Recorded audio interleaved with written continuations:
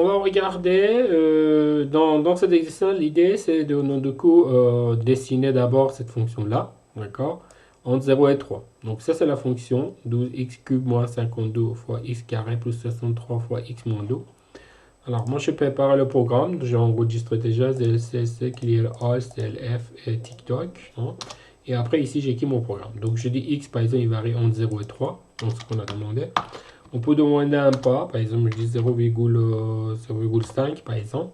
Et puis on me donne la fonction y égale 12x cube moins 52 fois x carré plus 63 fois x moins 1. Donc vous voyez, vous avez un point virgule, un point chapeau que vous voyez ici. Donc pour montrer qu'on fait, on va faire multiplication par quoi.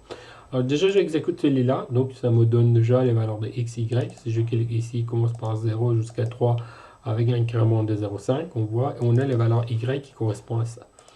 Donc par la suite, ce qu'on va faire, on va le dessiner. Donc je dis plot x égale y, c'est le plus simple qu'on peut le faire. Voilà, après si vous voulez, on pourra ajouter d'autres choses.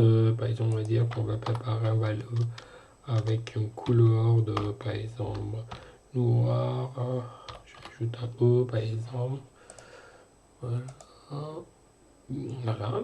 Donc là, j'ai la courbe. Donc vous voyez, donc il est présenté sous cette forme-là. Alors si j'enlève KO et j'exécute, je vais voir la courbe sous cette forme-là. Vous voyez, donc on l'obtient. Bon, bien évidemment, le nombre de points que j'ai donné, c'est pas assez. Bon, peut-être que je vais dire 0,5, 0,1. Là, je le fais. Donc vous avez un cours qui est plus lisse, hein. Après, je peux ajouter les points, tirer haut, comme ça. Voilà, hop.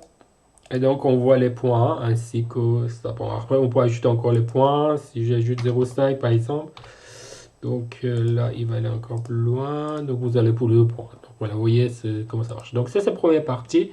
C'est juste dessiner la courbe. Ok. Alors maintenant, une fois qu'on a dessiné les courbes, ce qu'on cherche aussi, maintenant c'est utiliser la fonction f0 et trouver les racines. Donc ça c'est qu'on cherche sur MATLAB. Alors pour cela, en fait, ce que vous pouvez faire, vous pouvez taper help f0.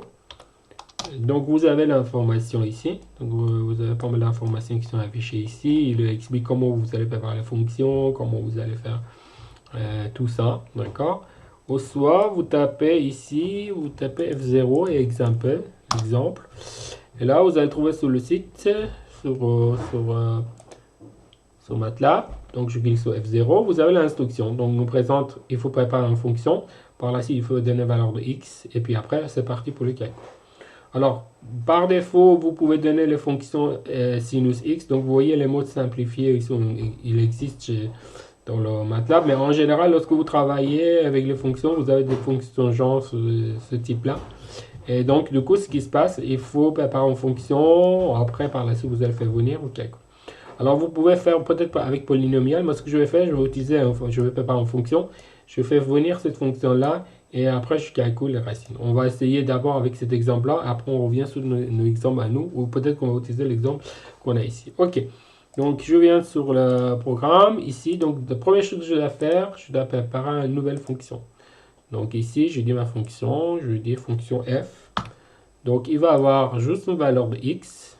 Il a juste entré. Et vous avez une valeur sortante, ça doit être y. Voilà. Donc ça, c'est notre x, y. Les restes, je le supprime tout ce qui est dedans. Et après, je dis mon y, il est égal quoi. Donc y, je copie-colle ce que j'ai ici directement. Hop, copie, je vais aller ici, coller et paste. Donc ça, c'est la fonction. Alors le nombre de fonctions et le nombre de fichiers, il doit être identique comme je vous ai expliqué. Alors peut-être qu'on va changer. On dit my function. Pour un poste, c'est pas montrer, il s'agit de quoi. Ok, on enregistre, je enregistre. Donc lorsque j'enregistre, il faut que je quitte my function. Donc encore, je répète, le nombre de fichiers, le nombre de fonctions identiques. Le nombre, il ne va jamais commencer par 0, caractère spécial, etc.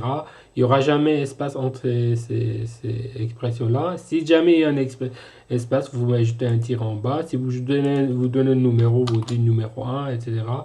Et après, vous allez ajouter ce que vous voulez. D'accord? Mais jamais les caractères spéciaux, etc. Et la fonction ne commence pas par numéro. Donc, ok.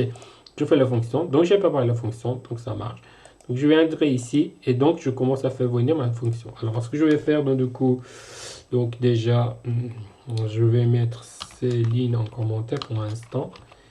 Et après, je vais juste garder celui-là.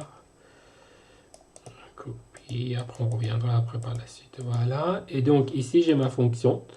Donc si je dis ma fonction x, normalement je vais avoir...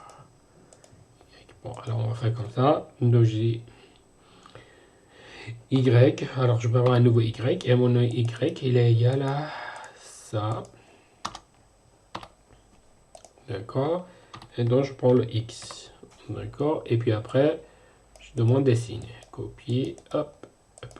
Très bien. Bon, on va dessiner déjà pour voir ce que tout va bien ou ça marche. Donc voilà. Donc c'est ma fonction est dessinée ici. On va le fermer pour être sûr. Mais en même temps, pour ne pas afficher les valeurs, vous voyez, il a affiché les valeurs de y. Je mets point virgule pour ne pas afficher. Je clique. Et là, la fonction est terminée. Donc du coup, à la place d'écrire la fonction directement dans le programme, je pouvais préparer ma fonction. Je pouvais donner ici. Après, je pouvais venir ici. Donc ok. Donc celui-là, donc du coup, je vais laisser tomber. Je vais laisser à côté. Et je regarde celle-là et j'obtiens ma fonction. Donc ça, c'est la première chose que j'ai fait. Ou peut-être que je le garde quand même en commentaire dans le fichier. Ok. Ça, c'est la première chose. Maintenant, je vais regarder l'exemple que j'ai ici. Et dans l'exemple, il a dit, OK, vous préparez la fonction, comme j'ai fait. Par là, si vous allez enregistrer votre fonction, le nombre de fonctions, il s'appelle f, d'accord? Et après, à l'intérieur du programme, vous avez la possibilité de faire venir votre fonction et vous donner une valeur initiale et après, vous calculez la valeur de racine. Donc, on va copier-coller. Donc, ça, c'est copié. Je viens sur le programme, je fais coller. Ok, donc ça, c'est function. Donc, ça, c'est f. Donc, ici, il faut donner le nombre de fonctions que j'ai donné. C'était my function. Donc, ça, et je vais dire function f0. Ça veut dire la fonction que je vais utiliser pour f0. D'accord? C'est un nom, hein, d'accord? Et après, je donne le point initial, je dis copie, et là c'est f0 que j'ai dit, et je donne ma fonction ici. Ok, paste. Alors, une fois que j'ai fait ça, il faut que je donne valeur initiale. Donc, valeur initiale ici, c'est par exemple do. Alors, supposons que je prends valeur do. Dans l'exercice, on n'a rien dit pour les valeurs. On a entre 0 et 3, on a demandé de dessiner 0,3, donc je dis do. Et donc, je demande par la suite que le code il me calcule. Bon, on va voir, ça marche. Donc, je calcule. Donc, le code, il me donne 2,5. Donc, j'ai trouvé la valeur de racine. La valeur de racine, c'est 2,5, comme vous voyez ici. Bon, après, c'est un calcul numérique. Donc, si je lui donne par exemple 1, je ne sais pas ce qu'il va me donner. Donc, je clique le bouton et il me donne 1,33. Donc, ça veut dire qu'en fait, j'ai deux racines réelles. Si je regarde le ici, en fait, normalement, si vous dessinez la ligne x égale 0, vous voyez qu'en fait, vous avez plusieurs intersections. Donc, intersection, il va arriver à peu près à ce point-là, donc à peu près 0,5. À notre intersection, il arrive à peu près à 1,35. Donc, on a trouvé d'ailleurs une racine de 1,33 que vous voyez ici. Et si je continue, je vais avoir un autre racine qui est 2,5 à peu près. Donc si je vais aller par là, à peu près ici. Donc il y a 2,5. Donc vous voyez, donc en fait, en changeant les valeurs initiales, je peux trouver des différentes réponses. Bon, on va commencer déjà. Donc on va commencer à dire comme ça. On dit Z1. Z1. Donc ça c'est première valeur initiale. Alors moi je vais essayer de faire ça plusieurs fois. Hop. Donc je connais la racine. Donc le premier, je donne 0, par exemple 1. Donc proche ici. Et après, pour deuxième, je donne par exemple 1, ce qui est ici. Pour le troisième, je vais donner, paste là, je donne par exemple 2,5. D'accord, on va voir ce qui est convergent. Donc ça c'est Z1, ça c'est Z2. Ça, c'est Z3. Et chaque fois, on donne une valeur différente pour la valeur initiale. Et puis, j'exécute. Lorsque j'exécute, donc vous voyez ici, donc, alors on a la possibilité de le voir directement graphiquement, ce que je vous ai montré ici. Vous avez là ici, graphiquement, là on le voit. Donc ces racines-là, on a 1, 2, 3 racines. Et là aussi, on a 3 racines. 0,5, ça correspond à ce point-là. Donc cette interaction-là, c'est 0,5 à peu près. Vous avez un autre 1,33, donc qui doit être quelque part ici, donc ça correspond à interaction ici.